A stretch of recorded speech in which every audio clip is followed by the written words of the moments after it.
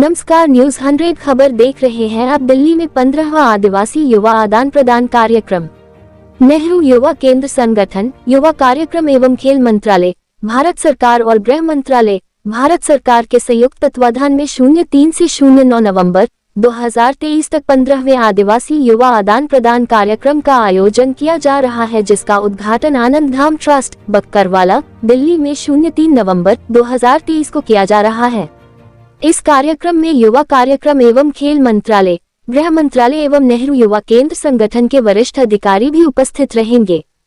कार्यक्रम का मुख्य उद्देश्य आदिवासी युवाओं को विकास एवं राष्ट्र की मुख्य धारा में लाना है, ताकि निरक्षरता, बेरोजगारी, गरीबी और इससे संबंधित मुद्दों को दूर किया जा सके, जो जनजातियों को खुद को मुख्य धारा से अलग करने के लिए मजबूर करते हैं।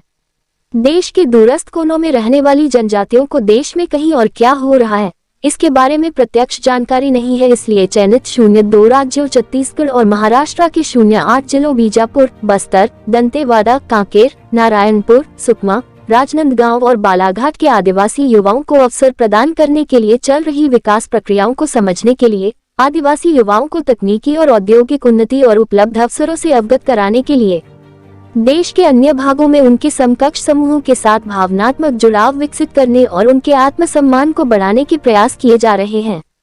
इसी क्रम में जल, जंगल, जमीन जैसे विषयों और उसकी महत्ता पर भी प्रकाश डाला जाएगा। विकास की प्रक्रिया में उनकी भागीदारी के लिए मार्गदर्शन प्राप्त करने तो मिनिस्टर गृह मंत्रालय के और हमारे युवा कार्यक्रम एवं खेल मंत्रालय के अधिकारी गण रहेंगे और नेहरू युवा केंद्र संगठन से रहेंगे। सुधांशु जी महाराज का आश्रम ही क्यों चुना आपने?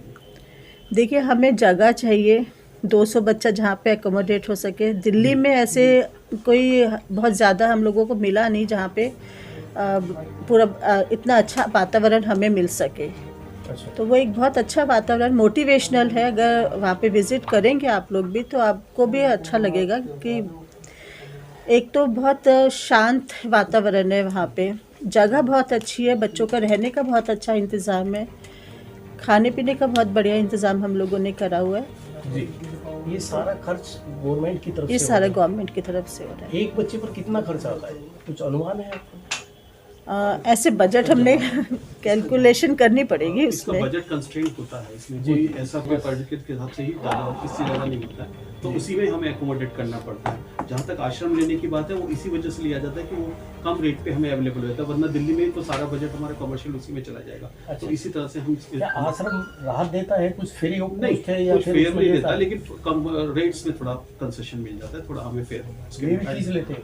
जी, वो पे अपना देंगे तो थोड़ा लेंगे। ठीक है, थैंक यू जी। अजीम जी, आप भी कुछ बोल दीजिए। मेन पर्पस इस कार्यक्रम का रहता है कि जो ट्राइबल नक्सल एरिया के बच्चे हैं उनको हम मेन स्ट्रीम में कैसे लाएं। जो भारत इतना प्रोग्रेस कर चुका है वो अपनी पढ़ाई भी वहाँ पे पूरी नहीं कर पा रहे हैं, तो यहाँ पे आके देखते हैं कि कितना हम लोगों ने तरक्की कर ली, हम कहाँ पे पहुँच गए हैं, हमारी इंडस्ट्रीज़ कितनी आगे बढ़ गई है, जो हमारे यूथ है जो पढ़ रहे हैं कॉलेज में कैसे पढ़ रहे हैं, तो उनके अंदर भी कुछ बाहर निकलने की भावना आती है कि हम भी वहाँ से निकल के कुछ अपने देश के लिए, कुछ अपने भविष्य के लिए कर सके। इस कार्यक्रम में मेन पर्पस यही है। ये कार्यक्रम हमारा बक्करवाला में आनंद धाम आश्रम में हम लोग कर रहे हैं। सुधांशु जी महाराज जी का आश्रम है ये, वहाँ पे इनका स्टे भी है, खाने पीने का अरेंजमेंट है। आ गया। उस दौरान कौन कौन मौजूद रहेंगे? जो कैंप लगा रहे हैं 7 दिन का, उसमें कौन कौन मौजूद रहेगा? इस कार्यक्रम में हमारे अपने ऑफिशियल्स रहेंगे, सारे जो ऑफिसर्स हैं वहाँ के कैंप में ही रहेंगे, बच्चे रहेंगे, कुछ वॉलंटियर्स हैं हमारे साथ। जो 7 दिन का कैंप है, अलग अलग रिसोर्स पर्सन्स हम लोग बुलाते हैं। एकेडमिक सेशन जो होते हैं वो हर सेक्टर से, चाहे वो हेल्थ से है, एजुकेशन से है, या जो सोशल फ्लैगशिप प्रोग्राम्स है गवर्नमेंट के, प्राइम मिनिस्टर के, उन सबको बताने के लिए हमारे रिसोर्स पर्सन्स आएंगे जो उन लोगों को बताएंगे। इंटरेक्शन सेशंस होंगे, मिनिस्ट्री के बहुत सारे ऑफिसर्स आएंगे, उनके साथ इंटरेक्शन करेंगे, आपस में सीधे बातचीत करेंगे उन लोगों के साथ। 2 राज्यों से कितने युवा इसमें भाग ले रहे हैं?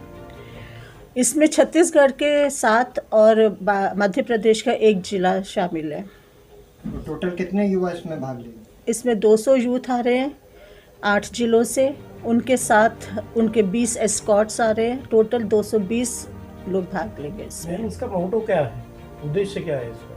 इस कार्यक्रम का उद्देश्य यही है, जो नक्सल एरिया के जो बच्चे हैं, जो वहाँ से बाहर नहीं निकल पा रहे या अपनी पढ़ाई के लिए भी उनको बहुत जूझना पड़ रहा है, अंदर गाँव से नहीं निकल पाते हैं, उनको अपने भारत के जो हमारे इंडिया के जो प्रोग्राम्स हैं या हमारे कितना हम लोग तरक्की कर चुके हैं, उनको दिखाने के लिए और उनको आगे बढ़ने के लिए मोटिवेट करने के लिए ये प्रोग्राम हम रखते हैं।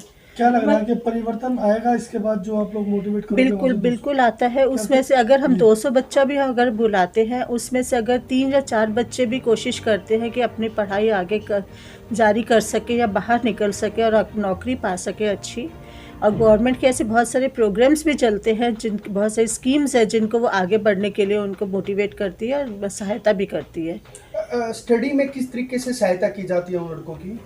स्टडी में उनसे अब पूछा जाता है कि कोई कोर्सेज वो लोग करना चाहते हैं या कोई स्किल वो सीखना चाहते हैं, तो जो हमारे मिनिस्ट्री के लोग आते हैं या को बहुत अच्छे अच्छे NGOs भी हम लोगों ने बुला रखे हैं जो उन लोगों को वहाँ पे जाके हेल्प करते हैं।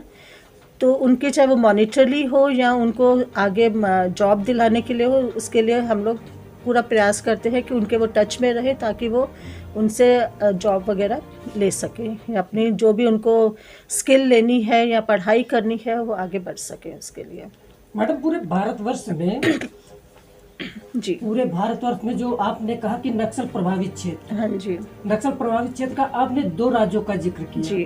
अदर राज्य भी तो हमारे देश में नक्सल प्रभावित बिल्कुल है। हमारे दिल्ली में ये राज्य आ रहे हैं। इस तरह के पूरे इंडिया में हमारे 25 कार्यक्रम होने जा रहे हैं इस साल। टोटल 5000 यूथ इसमें आएगा। हर प्रोग्राम में 200 बच्चा पहुंचेगा। तो वहाँ पे जहाँ पे अलग अलग राज्यों में और प्रोग्राम्स हो रहे हैं, उसमें और राज्यों से बच्चे आ रहे हैं। ये दिल्ली में, दिल्ली के हमारे जो है छत्तीसगढ़ और मध्य प्रदेश दिया गया है।